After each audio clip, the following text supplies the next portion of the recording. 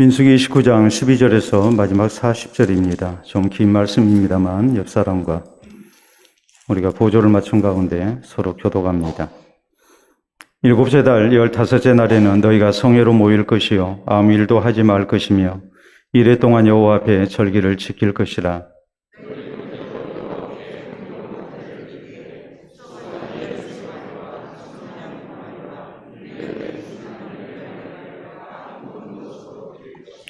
그 소재로는 고운 가루에 기름을 섞어서 수송아지 13마리에는 각기 10분의 3이요 순양 2마리에는 각기 10분의 2요 상번제와 그 소제와 그 전제 외에 순염소 1마리를 속죄제로 드릴 것이니라.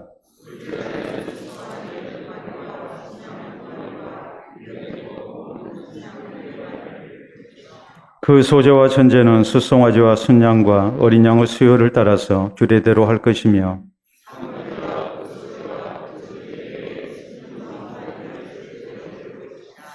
셋째 날에는 숫송아지 11마리와 순양 2마리와 1년 되고 흠없는 순양 14마리를 드릴 것이며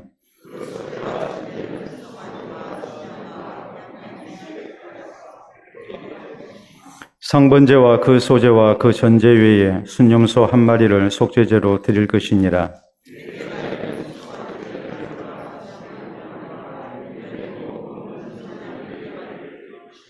그 소제와 전제는 숫송아지와 순양과 어린 양의 수요를 따라 규례대로 할 것이며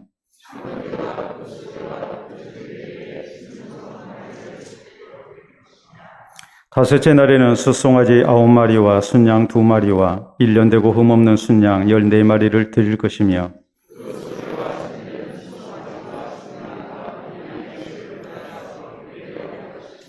상번제와 그 소제와 그 전제 외에 순염소 1마리를 속죄제로 드릴 것이니라.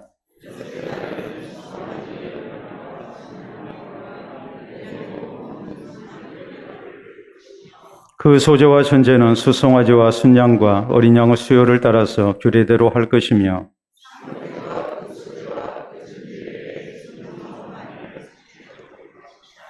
일곱째 날에는 숫송아지 7마리와 순양 2마리와 1년 되고 흠없는 순양 14마리를 드릴 것이며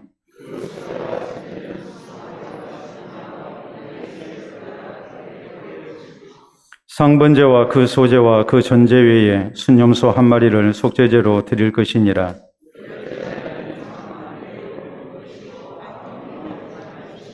번제로 여호와께 향기로운 화제를 드리되 숫송아지 1마리와 순양 1마리와 1년 되고 흠없는 순양 7마리를 드릴 것이며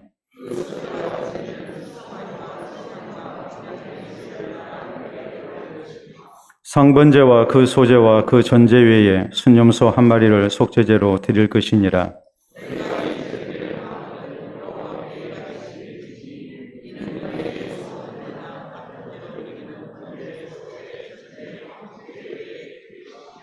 모세가 여호와께서 모세에게 명령하신 모든 일을 이스라엘 자손에게 말하니라. 아멘. 기도와 말씀 받도록 합니다. 하나님 아버지 감사합니다.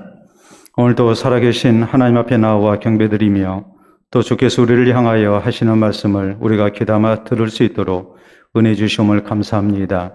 주의 교회가 진리의 기둥과 터가 되게 하시고 항상 진리 대신 우리 주님의 말씀이 잘 선포되는 교회가 되게 하시사 진리를 따라 사는 주의 권속들이 되게 하시고 또 생명과 진리의 빛을 세상 가운데 아름답게 밝히는 교회가 될 수 있도록 역사해 주시옵소서.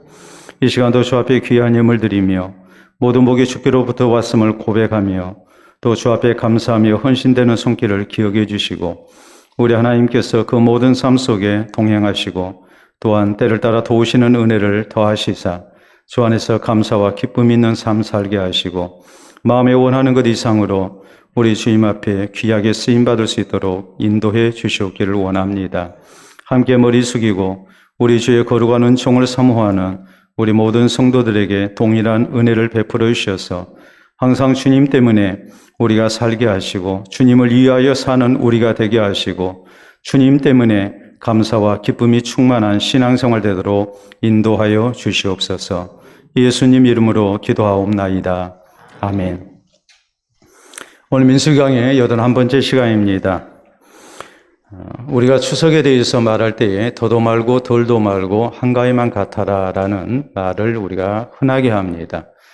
추석을 다른 말로 우리가 중추절 혹은 이제 한가위라는 말을 하는데, 중추절이라는 것은 가을에 이제 가운데 있다는 말이죠. 그때가 이제 추석이라는 말입니다. 그리고 우리가 또 한가위라고 했을 때에 한이라는 말은 우리말 크다는 말이거든요. 그리고 이제 이 가위라는 말은 가운데라는 말입니다. 그렇기 때문에 한가위는 어떤 날을 얘기하느냐 했을 때에 8월의 가운데 큰 날이다라는 그런 뜻이 됩니다. 이스라엘의 추석은 초막절입니다. 이 날은 종교력으로 7월 15일이고 민간적으로는 1월 15일에 해당됩니다. 아주 큰 절기죠. 또 이 날을 다른 말로 장막절이라고도 합니다. 그 이유는 우리가 성경에 보면 이스라엘 백성들이 광야 40년 생활을 기념하면서 하나님께서 우리의 삶 속에 함께 하신 것을 찬양하고 감사하면서 이 장막절에 일주일 동안 장막을 치고 살았습니다. 그리고 또 이것을 초막을 치고 초막을 만들고 살았기 때문에 또 다른 말로 이렇게 초막절이라고 이렇게 얘기를 합니다. 그런가 하면 이때는 왜 또 이렇게 큰 날이 되냐면 우리가 그렇잖아요. 더도 말고 덜도 말고 한가위만 같아라 했을 때에 그것은 한가위 때, 추석 때에 먹을 것이 풍부하잖아요. 그렇기 때문에 먹을 것에 대한 그런 근심하지 아니해도 되고 또 우리가 배부름을 얻을 수 있는 마음의 여유로움을 얻을 수 있는 그런 절기이기 때문에 더도 말고 덜도 말고 한가위만 같아라 이렇게 얘기를 하지 않습니까? 장막절이 이렇게 큰 절기가 되는 또 하나의 이유는 뭐냐면 이때가 이스라엘의 추석입니다. 추수를 마치고 지키는 절기입니다. 추수 때라 모든 것이 굉장히 많죠. 그래서 추수한 것을 저장해 놓고 하나님 앞에 감사하며 지키는 절기, 우리처럼 뭐 하루 혹은 사흘 지키는 그런 절기가 아니고 일주일 동안을 축제 속에서 이렇게 지킵니다. 추수한 것을 저장하고 지켰다 해서 다른 용어로 이날을 수장절이라고 또 이렇게 얘기를 합니다. 그렇기 때문에 초막절, 장막절, 수장절 이 모든 것은 우리로 말하자면 이스라엘의 추석과 같은 그런 풍요로운 그런 축제의 절기다라는 것을 우리가 기억을 해야 되겠습니다. 우리는 지난 시간에 종교력으로 7월은 민간적으로 1월이라는 말씀을 생각하면서 이제 새해를 시작하는 첫 달에 하나님께서 중요한 세 가지 절기를 이렇게 지킬 것을 말씀하신 것을 살폈습니다. 1월 1일을 나팔을 불고 새 출발을 하게 하십니다. 나팔절이죠. 그리고 1월 10일에 대속죄일을 이렇게 지키게 하셨습니다. 이런 모든 것들은 어떤 의미가 있느냐 했을 때에 새해를 시작하면서 나팔을 불고 시작하게 하십니다. 하나님께서는 이스라엘이 나팔을 불 때에 하나님께서 저희를 기억하시고 또 은혜를 도움을 허락하신다고 약속을 하셨습니다. 그렇기 때문에 새해를 맞이해서 먼저 나팔절을 지키는 그 의미가 뭐겠습니까? 이 새해를 살 때 하나님께서 우리에게 함께 하시고 도와주시옵소서. 그래서 하나님의 은혜 속에서 복된 새해가 되게 하여 주시옵소서. 하나님과 더불어서 새해를 시작하게 하신 것이 바로 나팔절입니다. 그뿐만이 아니라 1월 10일에 이제 속죄일을 지키게 했습니다. 속죄일은 뭐냐 했을 때에 지난해의 모든 죄를 한꺼번에 용서받고 새해를 시작하라는 말입니다. 그래서 예수 그리스도를 통해서 단 한 번의 영원한 속죄 제사가 있음을 하나님께서는 우리에게 알게 하셨습니다. 그렇기 때문에 우리 성도는 뭐 해야 합니까? 우리 하나님께서 1월 1일에 나팔절을 지키면서 많은 제사를 드리게 하셨죠. 우리가 성경에 보면은 상번제를 드려야 하고 초하루 제사를 드려야 하고 또 나팔절 이제 제사를 하나님 앞에 드리게 하셨습니다. 그래서 1년을 시작하면서 우리가 하나님의 은혜를 소중히 여기고 하나님 앞에 열심으로 섬기는 가운데 이 한 해 동안 하나님이 베푸신 은혜로 우리가 복된 새해를 맞이하기를 원합니다. 그리고 또 한편으로 속죄를 통해서 우리의 모든 죄를 용서받고 새 출발하는 새해가 되게 하여 주시옵소서. 이것이 1월 달을 시작하면서 하나님께서 지키라 하신 나팔절과 속죄일의 그런 중요한 속뜻이라는 말씀을 우리가 살폈습니다. 오늘 성경 말씀은 하나님께서 또 하나의 중요한 절기에 대해서 말씀하십니다. 그것은 자, 다시 한번 말씀을 드립니다만 민간력 1월은 종교력 7월이라고 그랬습니다. 이때에 7월 15일 날 초막절을 지키게 하신 겁니다. 그래서 이 장막절의 규례를 통해서 하나님께서 베푸신 은혜에 감사하고 하나님 앞에 어떤 영광을 돌려드리면서 또 이런 복을 계속해서 누리기를 소원해야 할 것인가. 이것이 오늘 장막절 규례를 통해서 이 초막절 규례를 통해서 하나님께서 주의 백성들에게 이제 요구하신 그런 중요한 규례라는 것을 우리가 생각해야 합니다. 자, 먼저 오늘 성경 말씀은 우리에게 어떤 것을 말씀합니까? 이 장막절은 대속죄일 다음에 오는 절기라는 사실입니다. 다시 말씀드립니다. 종교력으로 7월, 민간력으로는 1월에 해당된다고 그랬죠. 1월에 중요한 세 가지 절기가 있다고 그랬습니다. 1월 1일에 지키는 뭐라고 그랬습니까? 나팔절이라는 게 있다고 그랬죠. 새해 첫 예배입니다. 그런가 하면 1월 10일에 대속죄일, 속죄일을 통해서 모든 죄를 용서받고 새로 시작하게 하셨습니다. 그리고 1월 15일에 이제 하나님께서 초막절을 지키게 하셨습니다. 장막절을 지키게 하십니다. 자, 이 순서를 우리가 잘 기억해야 합니다. 여러분, 대속죄일은 어떤 날입니까? 마음을 괴롭게 하며 지키는 절기죠. 반대로 장막절은 어떤 날입니까? 하나님 은혜에 감사하면서 기쁨 속에 지키는 절기, 축제의 날입니다. 그렇기 때문에 여기서 우리가 한 가지 기억해야 할 일은 만약에 이 순서가 바뀌었다면 어떤 모습이 되겠습니까? 여러분, 장막절을 잘 지켰는데 이제 닷새 후면 또 뭘 지켜야 합니까? 속죄를 지켜야 하잖아요. 그렇다면 마음이 결코 편할 수가 없어요. 더구나 장막절이라는 것은 일주일 동안 계속되는 절기거든요. 속죄일은 단 하루예요. 하나님께서는 속죄일을 먼저 지키고 난 다음에 준비했다가 일주일 동안 지켜지는 장막절에 축제를 이렇게 지키도록 하셨습니다. 그래서 하나님께서 주의 백성들에게 이 전하시고자 하는 속뜻은 뭐냐 했을 때에 하나님 섬김이 감사와 기쁨과 또 즐거움 속에서 되어져야 한다는 것을 말씀을 하신 거예요.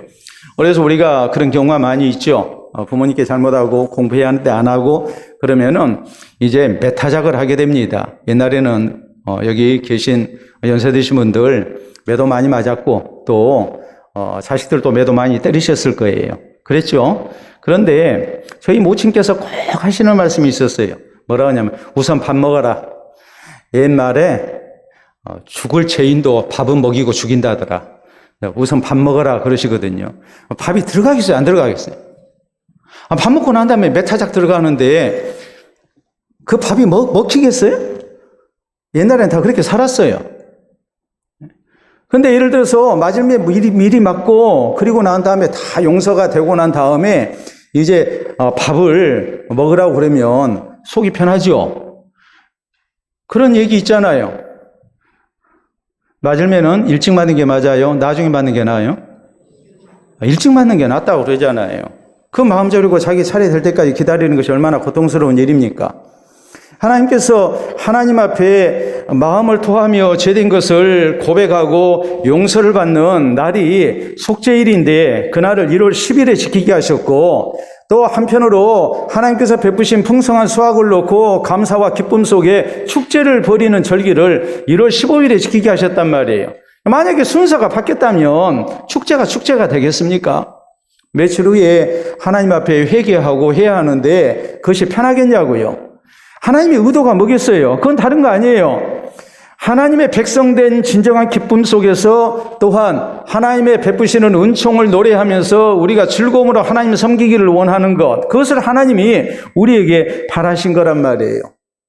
하나님이 우리에게 주시기를 원하는 것은 죄 용서로 인한 감격과 기쁨 속에서 하나님께서 우리에게 베푸시는 풍성한 위로를 바라고 하나님의 복을 우리가 사모하면서 즐거움으로 신앙생활하는 것을 하나님이 우리에게 원하신단 말이에요. 여러분, 그렇기 때문에 구원 얻은 하나님의 백성이 하나님 앞에 어떤 모습으로 예배를 드려야 합니까? 우리가 시편 95편이랄지 시편 100편에 보면 성경은 말씀합니다. 오라 우리가 기뻐하며 하나님 앞에 찬양하자고 경배하자고 그렇게 강조를 하죠. 여러분, 삭개오가 예수님을 영접할 때에 즐거워하며 영접했습니다. 그는 죄인이었습니다. 그러나 예수 그리스도를 통해서 내 모든 죄가 용서받는 그 감격 속에서 그는 즐거움으로 주님을 섬깁니다. 세상 사람들이 손가락질해도 좋습니다. 내 모든 죄가 용서받았기 때문에 내가 이제 주의 백성으로 시작하는 이 삶이 그는 그렇게 즐거웠던 겁니다. 마태도 마찬가지였습니다. 그는 세리였습니다. 사람들에게 손가락질 당하는 사람입니다. 그러나 예수 그리스도의 제자로 그가 부름받았을 때에 그가 했던 것은 무엇이었습니까? 잔치를 벌리는 거였죠. 큰 잔치를 벌려서 자기 동료들을 초대하고 예수님과 그 제자들을 초대한 가운데 감사와 기쁨 속에 즐거워하며 신앙생활을 시작하지 않습니까? 초대 예루살렘 교회의 성도들이 그랬습니다. 초대 예루살렘 교회의 성도들은 우중충한 모습이 아니었습니다. 기뻐하고 감사하고 즐거운 모습이었습니다. 그 모습을 보고 세상 사람들이 저희는 도대체 무엇 때문에 저렇게 기뻐할까? 뭐가 그렇게 좋을까? 그러면서 호기심을 갖기 시작했고 하나님의 말씀을 따라서 죄 용서받은 감격과 기쁨 속에 하나님 섬기는 백성된 것을 감사하면서 기뻐하고 사는 모습을 볼 때에 저희 마음속에 우리도 좀 저러고 싶다라는 생각을 갖게 됐습니다. 그래서 교회에서 울려 퍼지는 찬송 소리를 통해서 기뻐하는 소리를 통해서 혹은 기도 소리를 통해서 많은 사람들의 마음이 그리스도를 향하는 그런 아름다운 역사가 일어난 겁니다. 사도 바울은 빌립보서 4장 4절에 교회를 향해 이렇게 말씀합니다. 주 안에서 항상 기뻐하라. 내가 다시 말하노니 기뻐하라라고 말합니다. 데살로니가전서 5장 16절로 18절은 또 뭐라고 말씀합니까? 항상 기뻐하라. 쉬지 말고 기도하라. 범사에 감사하라. 이는 그리스도 예수 안에서 너희를 향하신 하나님의 뜻이라고 말씀하지 않습니까? 하나님이 우리에게 바라시는 것은 기뻐하는 삶의 모습이란 말이에요. 그래서 이렇게 얘기해요. 그리스도인은 온도계가 아니라 온도 조절기라고 얘기합니다. 온도계는 환경에 따라서 눈금이 변합니다. 이거 온도계입니다. 온도 조절기는 환경을 설정한 온도에 맞춘 겁니다. 이게 온도 조절기예요. 여러분 그렇잖아요. 여러분의 가정에 보일러 작동할 때 혹은 히터 작동할 때에 설정 온도라는 게 있잖아요. 그 설정 온도 맞춰놓으면은 알아서 다 하잖아요. 그리스도인이 온도계가 아니라 온도 조절기가 돼야 한다는 말이 뭐겠습니까?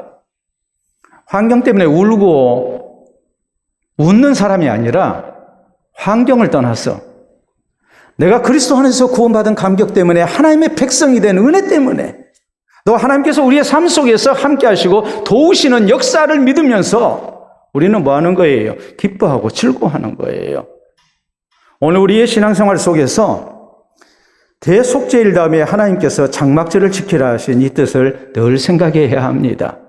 그리고 우리는 모든 것 가운데 감사하고 기뻐하면서 또 즐거움으로 신앙생활하는 성도가 되어야 됩니다.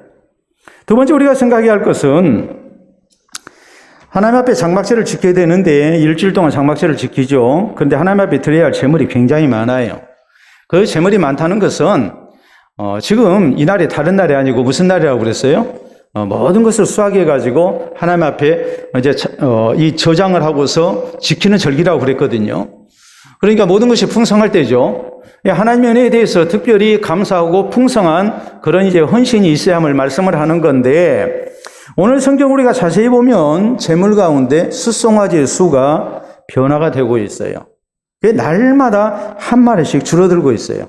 자, 장막절은 7월 15일부터 7월 21일까지 일주일간 지킵니다. 날마다 하나님 앞에 제물을 드리면서 감사합니다. 근데 우리가 오늘 여기 13절에 있는 말씀을 보면 너희 번제로 여호와께 향기로운 화제를 드리되 숫송아지 13마리와 순양 2마리와 1년 된 순양 14마리를 다 흠없는 것으로 드릴 것이며 그 소재로는 고운 가루에 기름을 섞어서 숫송아지 13마리에는 각기 10분의 3이요 순양 2마리에는 각기 10분의 2요 어린 양 14마리에는 각기 10분의 1을 드릴 것이며 상번제와 그 소재와 그 전제 외에 순염 3마리를 속죄제로 드릴 것이니라. 그래서 장막절에 하나님 앞에 드리는 제사가 굉장히 많죠. 또 제물도 많고. 근데 17절 봐보세요. 둘째 날에는 자, 거기 13절에 첫째 날에는 숫송아지가 몇 마리였습니까? 13마리였죠. 그런데 17절에 보면 둘째 날에는 숫송아지가 몇 마리가 돼요? 12마리가 돼요. 그리고 순양 또 2마리, 1년 되고 흠없는 순양 14마리, 이런 것은 전혀 변하지가 아니에요. 이게 지금 똑같은 그런 모습으로 셋째 날에 또 수송아지가 한 마리 줄어들어서 11마리가 되고 나머지는 같아요. 또 23절에 보면 넷째 날에 이제 수송아지가 몇 마리가 돼요? 10마리가 돼요. 나머지는 또 같아요. 이런 식으로 해서 일곱째 날에 수송아지가 7마리가 됩니다.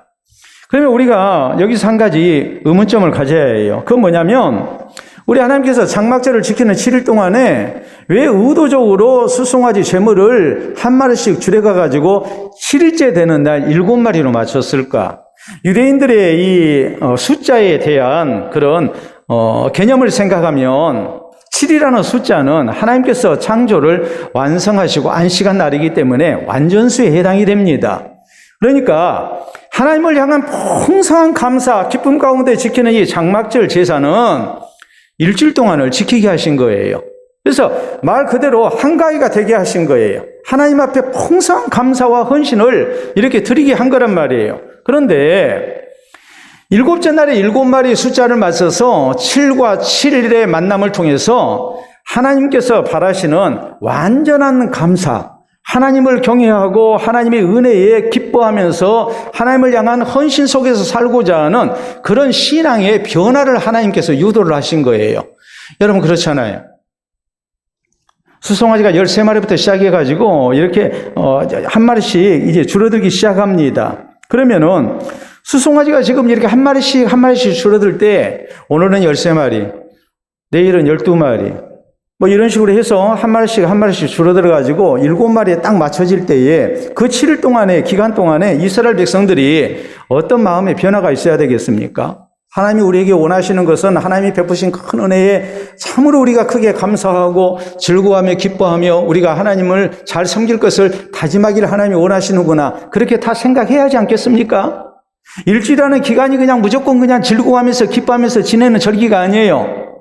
하나님 앞에 드리는 제물의 변화를 통해서 하나님께서는 이스라엘 백성들이 하루하루 지날 때마다 7이라는 완전을 향해서 나아가도록 유도를 하신 거란 말이에요. 그러니까 일주일이라는 그 시간은 이스라엘이 단순히 즐거워하는 그런 기간이 아니고 하나님을 향한 감사와 헌신이 점점 성숙된 모습으로 하나님 보시기에 아름다운 모습으로 변화해가는 그런 시간들이었어요.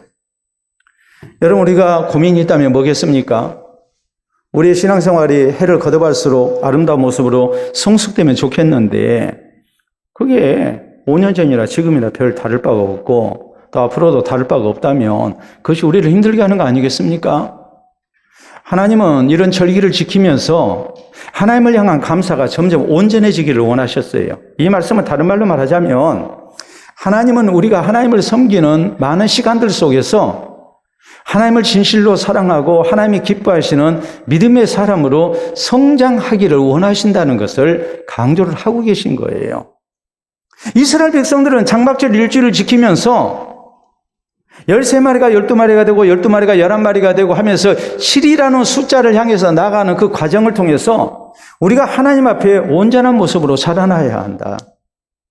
마지막 7일째에는 하나님이 기뻐하시는 정말 충만한 감사, 진실된 기쁨 속에서 또 하나님이 우리에게 베푸신 은혜를 알고 온전한 헌신 속에서 이제는 하나님을 잘 섬길 것을 새롭게 다짐하는 그런 성숙된 모습으로 이 장막절을 마친 겁니다. 우리에게 바로 이것이 있어야 한다는 말이에요. 우리 예수님께서는 마태복음 5장 48절에 이런 말씀을 하십니다. 하늘에 계신 너희 아버지의 온전하심과 같이 너희도 온전하라라고 말씀하셨어요. 하나님처럼 우리가 온전해져야 한다. 물론 예수님이 여기서 말씀하신 온전이라는 것은 완전의 의미가 아닙니다. 성숙의 의미예요. 근데 성경도 우리에게 뭐라고 말씀하십니까? 고린도전서 11장 1절을 보면 사도 바울은 교회를 향해서 말씀합니다. 내가 그리스도를 본받는 자 된 것 같이 너희는 나를 본받는 자 되라. 바울의 이 말은 나를 본받아라는 말이 아니고 내가 그리스도를 본받은 것처럼 너희도 그리스도를 본받으면서 신앙생활을 하라는 말이에요. 우리 성도의 신앙생활의 목표는 사람이 아니에요. 우리 주님이에요. 그리스도예요. 그렇기 때문에 에베소 4장에 있는 말씀을 보면 우리에게 뭐라고 말씀합니까? 너희는 믿는 것과 아는 것이 하나 돼서 그리스도 예수의 장성한 분량이 충만한 데까지 자라나야 한다. 예수님처럼 예수님 수준에 이르도록 우리의 신앙이 자라나야 한다고 말씀을 하셨어요. 여러분 그렇잖아요. 우리는 자식들이 공부 잘하기를 원합니다. 그러면 당연히 어떻게 해야 되겠습니까? 아이가 100점을 목표로 열심으로 공부하는 것을 우리는 원할 거예요. 그런데 만약에 우리 아이가 꼴찌에서 두 번째, 세 번째 가는 아이하고 자기를 견주고 있으면 속상하죠. 그게 아닌데 아이가 좀 목표를 좀 높이 잡고 좀 자기의 최선을 다하는 모습, 그것을 보고 싶은데 꼴찌에서 두 번째, 세 번째 하면서 하는 얘기가 나보다 공부 못한 애 있다고 괜찮다고 그러면 좋겠냐 이 말이에요. 우리의 신앙생활이 불신자가 아니에요. 우리가 견주해야 할 대상은 불신자가 아니에요. 교회 안에 있는 어떤 성도도 아니에요. 성경은 말씀해요. 뭐라고 그럽니까? 그리스도를 본받는 자가 되어야 한다. 예수 그리스도의 장성한 분량까지 우리가 자라나야 한다. 히브리서 5장 12절에 보면 초보 신앙에 머무르지 말고 완전한 데 나아가야 한다고 말씀하세요. 우리는 완전이라고 그러면 나하고는 상관없다고 생각합니다. 근데 성경은 우리가 말씀하세요. 완전한 데까지 나아가야 한다. 오늘 나의 신앙생활에 무엇이 부족한지를 생각하면서 그 부족을 메꾸고 보다 더 성숙된 모습으로 신앙생활하기를 부단히 노력할 줄 아는 사람, 그 모습으로 우리가 신앙생활을 해야 한다는 말이에요. TV 프로그램 가운데 교회는 훌륭하다라는 프로가 있습니다. 저는 그 제목이 별로 마음에 안 들어요. 타이틀이. 교회가 훌륭하면 사람은 뭡니까? 교회만 또 못하는 사람이 되잖아요. 그런데 아무튼 그 프로그램의 타이틀이 교회는 훌륭하다예요. 근데 교회는 훌륭하다라는 이 프로그램을 보면은 문제가 있는 교회를 보면 교회한테 문제가 있는 것이 아니라 누구한테 문제가 있다고 그래요? 주인한테 문제가 있다고, 주인한테. 주인한테 문제가 있는데 그것을 깨닫지를 못하고 자꾸 교회한테 문제가 있다고 생각하면 조금도 교회는 나아지지 않습니다. 그리고 교회와의 동거가 불편해지고 힘들어져요. 그러니까 공부를 하라고 그러죠. 그래서 우리가 이런 얘기 많이 하죠. 서당계 3년이면 풍어를 얻는다 그러잖아요. 우리가 서당계를 한번 생각해 봅시다. 서당계를 요새는 이렇게 얘기합니다. 자, 사진 보도록 합니다. 2019년 강동 반려견 문화교실, 거기 서당계 그랬어요. 근데 서당계 보면은 어떤 말입니까? 서툰 당신의 개. 누가 서툴어요? 주인이 서툴어요? 아니면은 개가 서툴어요? 주인이 서툰 거예요. 주인한테 문제가 있는 거예요. 저 서당계 프로그램은 문제 행동을 교정하는 그런 실습을 하는 훈련입니다. 개가 짖거나 대소변을 못 가리는 것, 그래서 반려견하고 같이 사는 것이 참 힘들게 되는 상황, 이런 것을 놓고 볼 때 이것은 개 문제가 아니다. 누구 문제라고요? 주인의 문제라고 얘기를 해요. 놀라운 것은 저런 개도 바로 가르치면 개가 성숙돼요. 그리고 고쳐요. 진짜 서당개가 돼요. 우리가 TV 프로그램 가운데 그런 것도 있죠. 우리 아이가 달라졌어요. 있어요, 없어요? 있죠. 그런데 아이가 저절로 달라집니까? 먼저 누가 달라져야 해요? 부모가 달라져요. 부모가 성숙되지 않으면 아이도 성숙될 수가 없어요. 이것은 곧 우리에게 무엇을 말씀하느냐 했을 때에 오늘 우리에게 주어진 상황을 우리가 개선하고 더 나은 결과를 우리가 원한다면 우리가 부단히 노력을 해야 한다는 거예요. 나한테 문제가 있다는 것을 생각하고 그 문제를 고치기 위해서 내가 어떻게 해야 할 것인가, 이것을 고민하고 우리가 포기하지 않고 상당한 시간 동안을 투자하면서 노력해야만이 달라진다는 것을 얘기하는 거예요. 우리의 신앙생활도 마찬가지입니다. 저절로 신앙생활 잘해지는 것 아닙니다. 저절로 우리가 그리스도를 닮아가는 제자가 되는 것 아닙니다. 하나님은 축제 기간 동안에 의도적으로 이스라엘 백성들로 하여금 온전을 향해서 나아가도록 유도하셨어요. 하루하루를 보내면서 그냥 즐거워하고 그걸로 그냥 잔치 벌리고 끝나는 그런 모습이 아니라 재물을 한 마리씩 줄여가면서 마지막 날 7마리가 되게 하셔서 그 변화된 재물의 숫자를 통해서 나는 과연 완전을 향해 나아가고 있는가, 하나님이 기뻐하시는 성숙을 나는 힘쓰고 있는가, 이것을 돌아보게 하신 거예요. 여러분, 신앙생활은 분명히 즐거움과 감사와 기쁨 속에 되어져야 합니다. 그러나 우리의 성숙이 없는 기쁨은 절대 하나님이 바라시는 기쁨이 아닙니다. 축제가 아닙니다. 그리스도인의 신앙생활은 구원받은 감격과 기쁨 속에서 즐거워하고 또한 기뻐하면서 신앙생활을 해야 합니다. 나 그것만 있어서는 안 됩니다. 진정한 기쁨은 뭐겠습니까? 진정한 기쁨은 내가 자라나는 모습이에요. 그리스도인의 성숙이에요. 그 모습이 우리에게 있어야 해요. 우리가 자식들 자라나는 모습 보면은 얼마나 마음이 기쁩니까? 말 그대로 안 먹어도 기쁘죠? 우리 하나님께서 그리하시지 않겠습니까? 우리의 신앙이 그리스도를 닮아가고 하나님의 온전하심을 향해서 우리가 나아간다면 그것을 하나님이 얼마나 기뻐하시겠어요? 우리가 거기에는 관심이 없고 그저 기쁘고 즐겁고 축제 벌이는 데만 관심을 갖는다면 하나님이 절대 원하시는 모습 아니에요. 하나님께서 장막절 기간 동안 기뻐하고 즐거워하게 하셨지만 특별히 하나님께서 저희의 신앙이 성숙되기를 원하셨던 것을 생각하면서 우리가 보다 더 성숙된 모습으로 자라나기를 힘쓰는 성도가 되어야 됩니다. 성경 베드로전서 2장 2절에 말씀하십니다. 구원에 이르도록 자라가라고 말씀하십니다. 이 말씀은 다른 말로 말하자면 자라나지 않으면 구원에 이르기가 힘들다는 뜻이 되고 말아요. 물론 우리는 예수님을 구주로 믿어서 구원을 얻습니다. 우리가 구원을 얻은 거 취소되지 않습니다. 그러나 우리의 신앙이 자라나지를 못하고 계속 제자리에서 맴돌고 있다면 그 사람이 구원받았는지 우리는 의심할 수밖에 없습니다. 성경은 말씀하십니다. 구원에 이르도록 자라나라. 자라가야 한다고 말씀하십니다. 장막절 축제 기간에도 하나님께서 하나님의 온전하심이 이루도록 이스라엘 백성들에게 교훈하신 것을 생각하면서 우리는 기쁨과 감사 속에 신앙생활을 해야 하지만 하루하루 지날 때마다 내가 하나님의 온전을 향해서 나아가고 있는지를 점검하면서 우리가 시간을 소중히 여기며 신앙생활을 잘하는 그런 성도 되기를 힘써야 합니다. 세 번째 우리가 생각해야 할 것은 우리 하나님께서 원하시는 진정한 재물이 과연 뭘까라는 거예요. 자, 거기 39절에 보면 성경은 이렇게 말씀하죠. 너희가 이 절기를 당하거든 여호와께 이같이 드릴지니 이는 너희의 소헌제나 낙헌제로 드리는 번제, 소제, 전제, 화목제 외에 드릴 것이니라. 소헌제는 하나님을 향해서 아름다운 소원이 있을 때 드리는 제사고 낙헌제는 즐거움 속에 헌신하는 그런 제사입니다.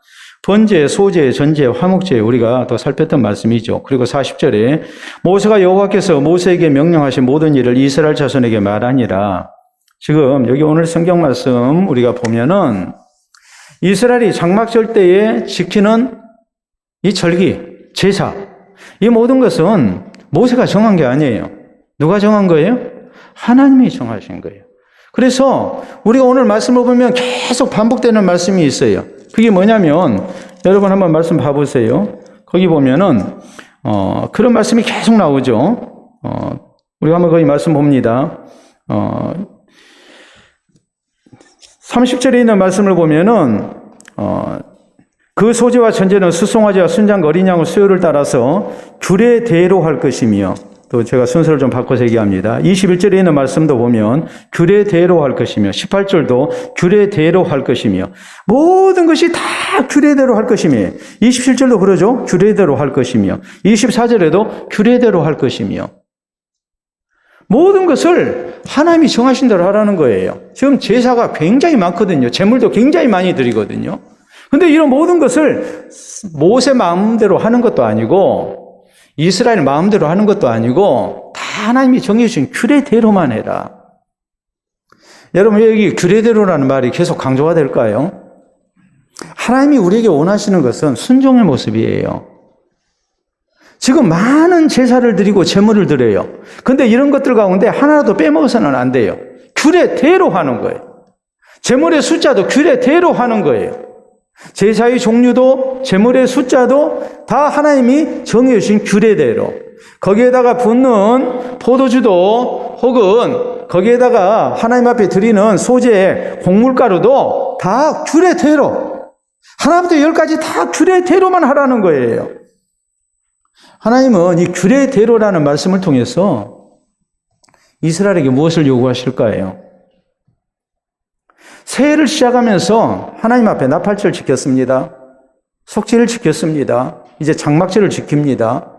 그런데 날마다 드리는 수없이 많은 제물과 제사 속에서 이스라엘이 자기를 마음대로 하지 않고 규례대로 해요. 그러면서 이스라엘이 몸에 밴 것이 뭐겠어요?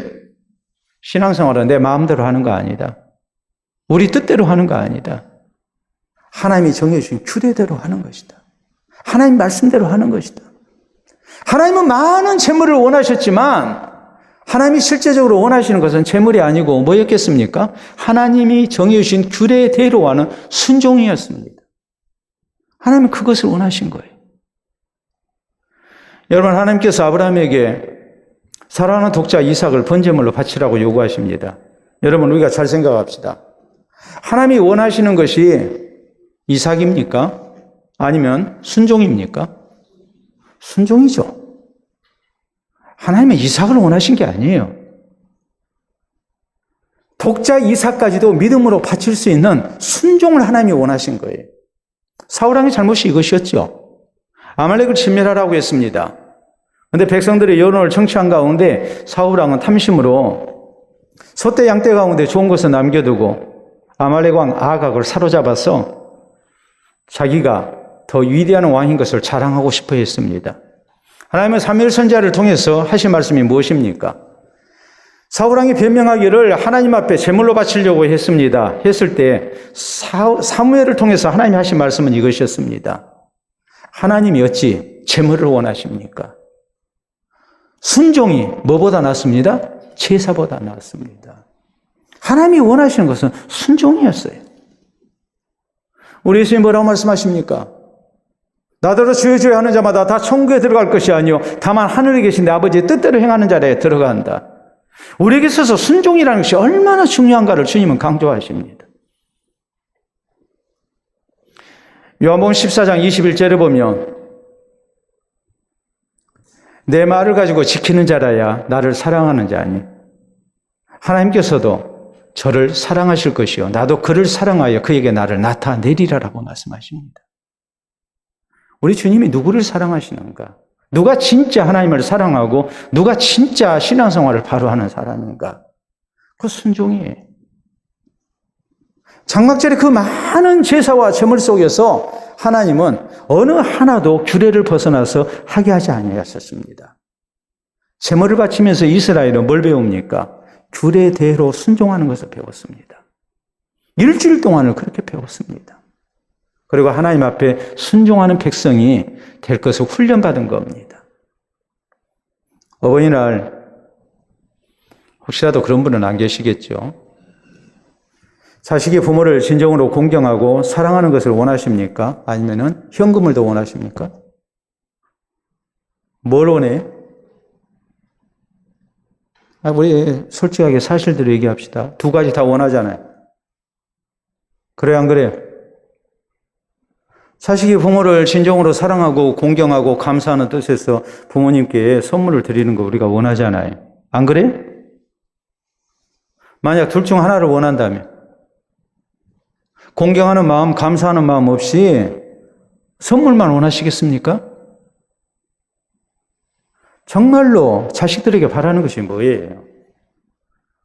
그건 순종과 감사와 공경하는 모습이죠. 하나님이 이스라엘에게 일주일 동안 장막절 제사를 드리게 하시면서 많은 제물을 바치게 하시면서 원하신 게 뭐였겠어요? 규례대로 해라. 마음에 들든지 안 들든지 하나님 말씀대로만 해라. 하나님은 그것을 원하셨어요. 그렇기 때문에 우리는 절기 제사 제도를 통해서 하나님께서 이스라엘 백성들에게 하나님을 경외하고 진실된 모습으로 하나님 앞에 감사하고 또 하나님께 순종하는 법을 훈련시키신 것처럼 오늘 우리의 신앙생활에 있어서 정말 하나님이 나에게 원하시는 것은 하나님의 말씀에 대한 순종이라는 것을 알고 주님 기뻐하시는 모습의 신앙생활을 해야 합니다. 이것이 성숙된 성도의 모습이에요. 우리가 자꾸 외적인 것에 마음을 쏟다가 하나님이 정말로 우리에게 원하시는 것을 놓치는 사람이 되서는 안 됩니다. 왜 하나님께서 일주일 동안 그 많은 제물을 드리고 제사를 드리면서 온전해지기를 원하시고 그리고 규례대로만 하라고 말씀을 하시는지 그것을 계속 반복하시는지 그리고 성경은 마지막 절에 하나님께서 모세에게 이르신 대로 모세가 백성들에게 일렀다. 그리고 그대로 했다는 이 말씀을 우리가 생각하면서 하나님 앞에 진실된 순종이 있어야 하고 이 순종 속에 우리가 하나님을 경외하고 하나님을 높여드릴 줄 아는 성도가 돼야 됩니다. 원래 우리나라 제사제도는 우리 고유의 전통이 아닙니다. 이것은 중국에서 들어온 것입니다. 우리가 역사에 보면 중국의 공자 이전에 중국의 하나라, 상나라 때부터 제사가 생겨나기 시작했습니다. 근데 원래 제사는 천재에게 드리는, 하늘에 드리는 제사였습니다. 그런데 왕을 이렇게 숭상하다 보니까, 왕을 높이다 보니까 이제는 하늘에 드리는 제사가 왕에게까지 이렇게 확장이 됩니다. 그래서 중국 주나라 때에 왕에게 드리는 제사가 성행했습니다. 죽은 왕이 아니에요. 살아있는 왕에게 제사를 드리는 거예요. 여러분 보세요. 예? 우리가 생활이 윤택해지고 전체적으로 경제적 그런 발전을 이루는 이 시대를 우리가 보면 옛날에는 그렇잖아요. 예? 부자들이 입었던 옷을 이제는 부자 아니어도 우리가 다 입을 수 있고 옛날에 아주 부자들이 타고 다니는 차를 이제는 평범한 서민들도 얼마든지 차 타고 다니고 젊은이들도 차 타고 다니고 그러잖아요.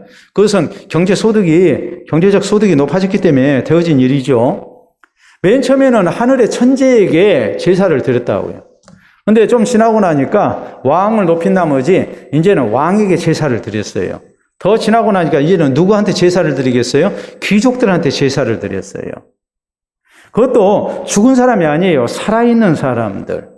이게 귀족들에게 제사를 드리다 보니까 이제는 또 어떤 문제가 생기겠습니까?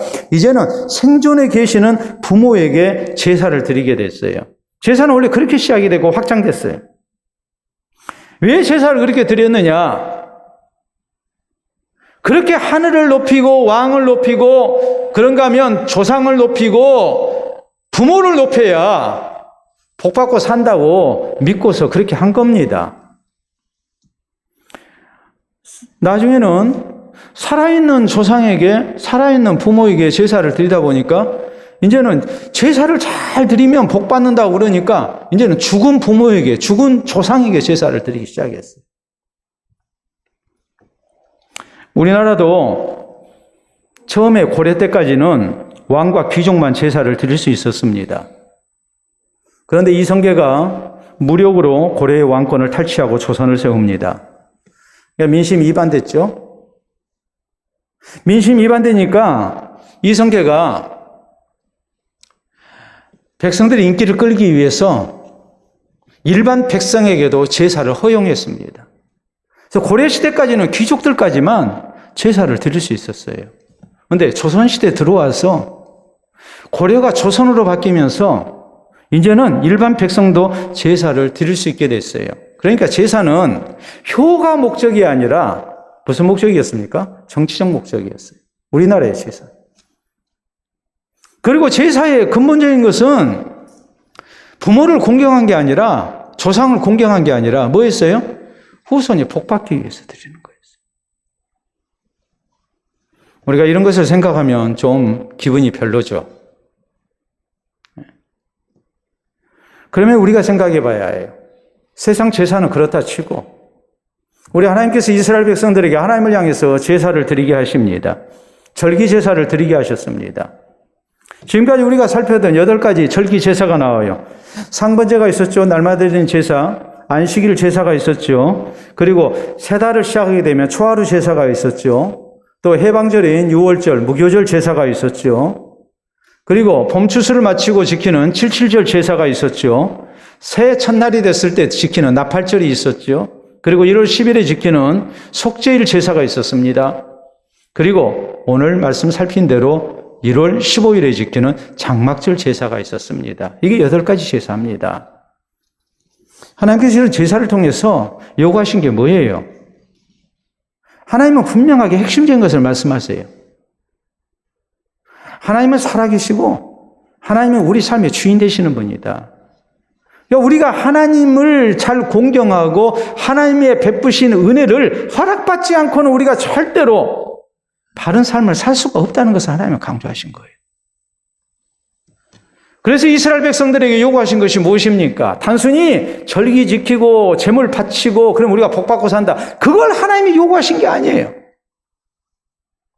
살아계신 하나님을 경외하는 삶의 자세, 하나님 은혜 아니고는 우리가 살 수 없음을 고백하면서 겸손한 모습으로 하나님을 의지하는 자세, 오늘 내가 누리고 있는 모든 것이 하나님으로부터 왔음을 고백하면서 하나님 앞에 감사와 영광을 돌려드리며 하나님의 백성된 감격과 기쁨 속에서 더 하나님 앞에 순종하고 헌신되며 살 것을 다짐하는 모습, 이것이 절기 제사를 통해서 하나님이 이스라엘에게 요구하신 내용입니다. 오늘 우리의 신앙생활이 그리 돼야 돼요. 우리의 신앙생활이 단순히 내가 복받기 위한 모습이 돼서는 안 됩니다. 살아계신 하나님을 우리가 경외하면서 하나님과 바른 관계를 맺고 또 이 살아계신 하나님 우리가 의지하면서 하나님의 도움과 은혜로 살고자 하는 성도가 돼야 되고, 이 하나님 섬기는 감격과 기쁨 속에서 하나님이 내게 베푸신 은혜를 우리가 잊지 않고 하나님 앞에 더 아름다운 모습으로 헌신되면서 주의 말씀에 순종하고 사는 모습, 이것을 하나님이 우리에게 바라셨다는 것을 우리 모두 잊지 마시기를 바랍니다. 우리 함께 기도합니다. 오늘 주신 말씀 생각하면서 오늘 내가 하나님을 어떤 모습으로 섬기고 있는지 다시 한번 돌아봅니다. 살아계신 하나님, 우리 삶의 주인 되신 하나님, 이 하나님을 정말로 나는 높여드리고 있는지,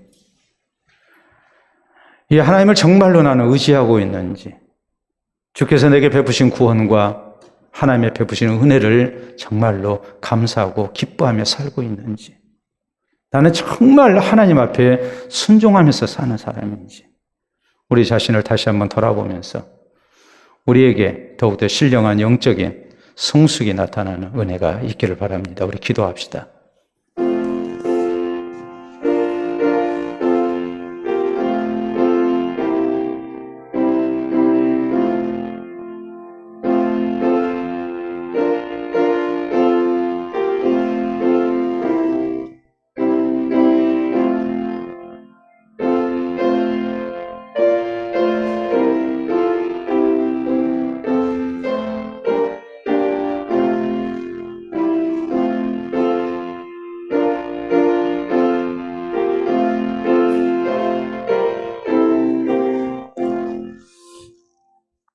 참으로 좋으신 우리 아버지, 은혜를 진심으로 감사합니다.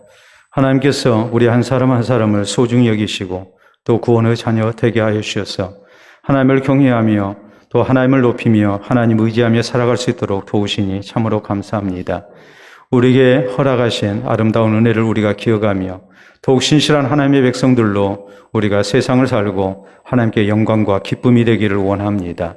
주신 말씀을 통해 우리가 하나님과 어떤 관계를 맺어야 하는지 교훈해 주셨으니 살아계신 하나님을 우리가 늘 경외케 하시고 이 하나님을 높여드리게 하시고 하나님 의지하게 하시고 주께서 베푸신 은혜 속에 감사와 기쁨으로 우리가 즐거이 헌신되며 우리 하나님의 말씀에 더욱 순종하는 주의 자녀들이 되게 하여 주시옵소서. 이 모습이 하나님 앞에 아름다운 모습 되게 하셔서 우리 주께서 영광을 받으실 뿐 아니라 또 주의 백성을 더욱 사랑하시는 은혜가 충만케 하여 주시옵소서. 날마다 하루를 시작할 때에 또 한 달을 시작할 때, 새해를 시작할 때에 우리 일평생 동안 이 마음 변치 아니하게 하시고 살아생전 살아계신 우리 주님을 영화롭게 하며 또 주님께 기쁨되며 사는 우리 모두 되게 하시고 주를 섬기며 주의 백성으로 사는 것이 세상과 그 무엇과도 바꿀 수 없는 말할 수 없는 신령한 기쁨이 되게 하시고 감사의 조건이 될 수 있도록 인도해 주시옵소서. 감사하오며 예수님 이름으로 기도하옵나이다. 아멘.